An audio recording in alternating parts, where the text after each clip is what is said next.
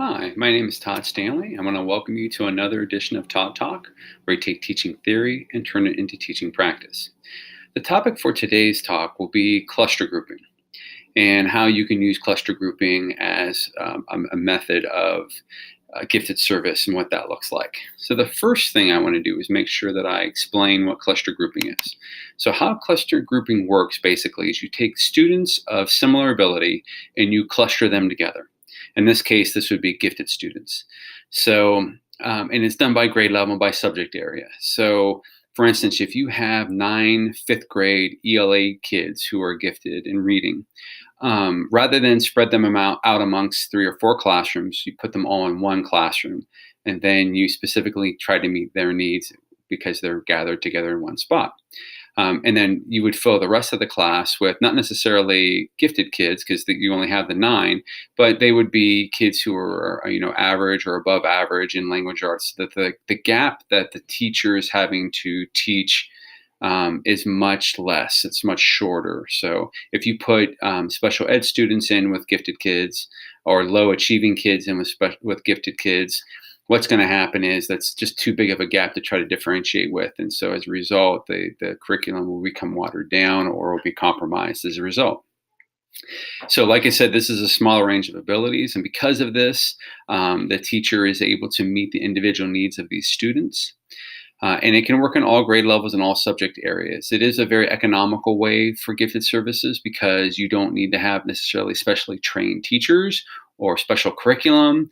You just put those students together and you do offer them a different challenges than you do maybe your typical student. So you would make sure that you're challenging them in other ways, whether it's your questioning or the assessment that they're doing or things of that nature. So why should you do a cluster? What are the benefits of it? So keep in mind that both cluster and non-clusters classrooms are going to have an experience improvement achievements. In other words, when you cluster all the gifted kids, one of the arguments or one of the complaints is that, well, it's a brain drain and it puts all the good kids in one classroom and puts all the not good kids in another classroom. But that's not the case.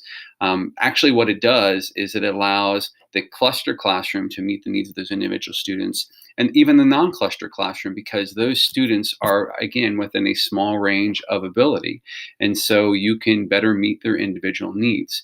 And so in the the gifted cluster classrooms, the teachers would have to provide strategies for these high ability students. And so you would want to make sure that when you choose a teacher to teach these cluster classes, that it's not just done randomly, but you are trying to find the best fit. As teachers, we all have strengths, and we're certain populations we work better with than others, and we get better achievement with certain groups. And so, finding the teacher that moves high ability kids is the one that you want to be teaching that cluster, so that they're able to engage those students and to challenge them. And also because you have these cluster classrooms, the non-cluster classrooms now you're gonna have the ability for students who normally wouldn't shine or wouldn't have a voice to emerge because they're no longer overshadowed by the students who have the answers all the time, who are quick to give answers. So you're gonna have new leaders. They're gonna have to step up and be leaders, and as a result, you're gonna have new role models. So there are some myths associated with cluster grouping. One of those myths is that it's tracking. So tracking is when a kid at a very early age, you determine this is the ability you're at, and you're going to stay at that level through your entire school career. This is a very fixed mindset idea. And that is not what cluster grouping is at all. Cluster grouping is could vary from year to year depending upon your needs.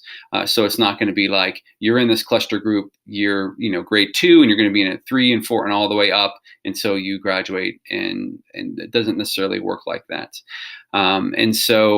But the cluster grouping allows these students to be put with students of similar strengths. And because of that, they're able to then find like-minded individuals, and they can be challenged at an appropriate level without fear of leaving others behind. A second myth to consider when it comes to cluster grouping is that again, it's that idea of the brain drain. So a lot of teachers are concerned that when you take all the gifted kids or high achieving kids and put them into one classroom, then what is left is not so great. But that's not the case at all, for a couple of reasons. First off, like I said, role models can emerge from those classrooms because they're no longer being overshadowed. The other thing is what tends to happen when we put all mixed abilities together in one classroom is one solution is to have all the gifted students teach the students who are having difficulty keeping up. But that's a terrible idea. That's definitely not a strategy that you want to use. And the reason being that just because the gifted students may be able to learn at a quicker rate or be able to learn more does not mean they're going to be able to teach others how to do that. Matter of fact, there's going to be a certain level of frustration because these students are not getting it as quickly as them.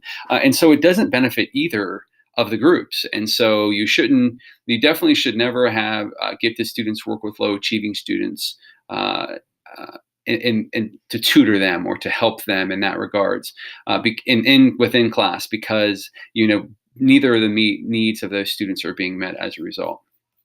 So when it comes to where cluster grouping as an example of a model, so an example I'll give you is so what we do in our district is when students in third grade who are ELA gifted, we cluster them together in a classroom. In all 7 of our elementaries, each one has a cluster with a teacher assigned who we vetted and determined was good at moving high ability kids.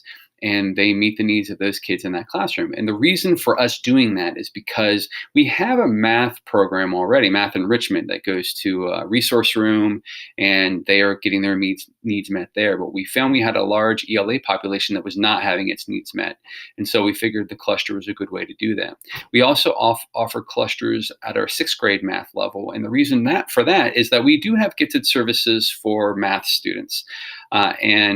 It's called our Math Plus program. And students who qualify for that are in the Math Plus program for 4th, 5th, and 6th grade years. But there are some students who don't qualify. They may be gifted in math, but they don't have the accompanying cognitive score.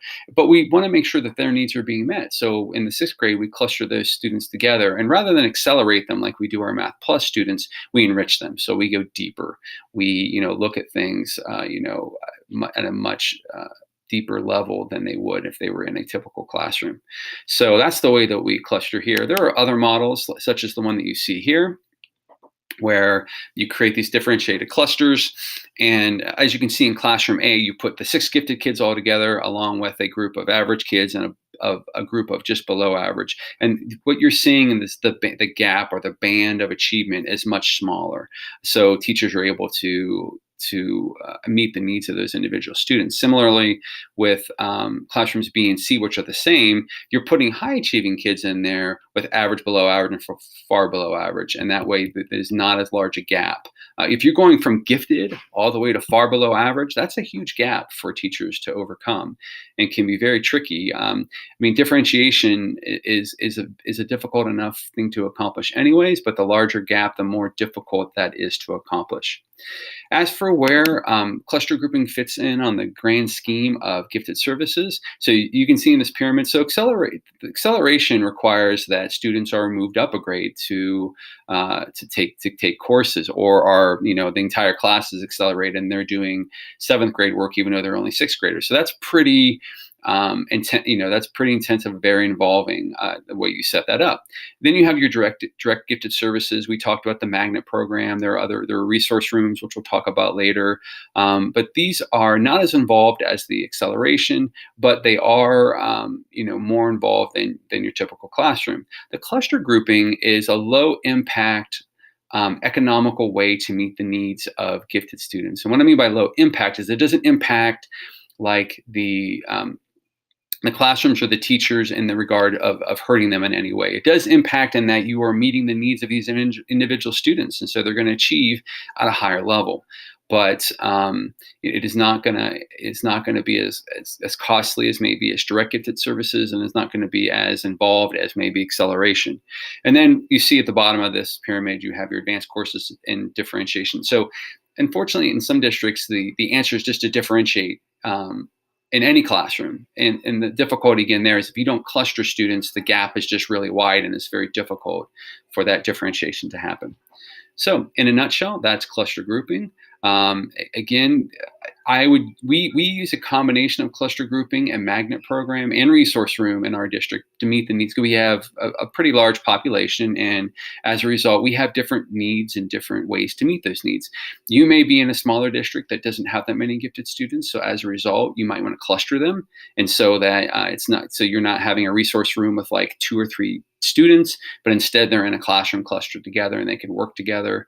And so that would be the reason for doing the cluster model. The other big reason would be for economical reasons, which is not the best reason, but we do have the realities of running schools and and having to pay for things. And so by doing cluster grouping, you're not necessarily changing the structure of the way the teachers or the classes are set up. You would have had these classes anyways. You're just putting different students, clustering different students of different ability levels in that same class. And so, again, it makes it easier for them to differentiate.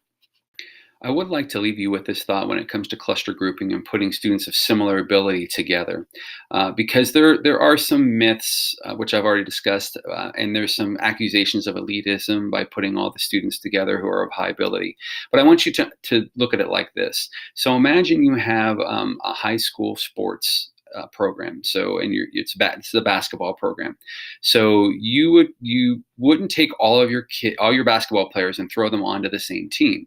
You would divide those teams up according to skill. So you would put your best basketball players would be on the varsity team. The middling student, or the above average basketball player, would be on your junior varsity team, and your students who have lower ability might be on your rec league or your rec team. And there is no one that questions this. No one says, well, a kid in the low on the rec team should be on the varsity team, so it's equal. There's never any questioning of this, because we just accept that in sports we group students by ability, and this way you're getting a better product. You're getting their individual needs met. So, for instance, for the varsity team, you are able to put them against competitions that's going to make them improve even more. While on the rec team, you might have to cover more fundamentals, or you might have to do some basics because they don't have some of those understandings. And so you can, again, meet their individual needs on these teams. And yet when we do this academically, again, there's a lot of accusations of elitism and that it's not equal. But in actuality, all students have needs. And in order to best meet these needs, we have to have special services, whether it's special ed kids or gifted kids or, the average student. They have to have services that are going to meet their specific needs. And that's all that cluster grouping is doing.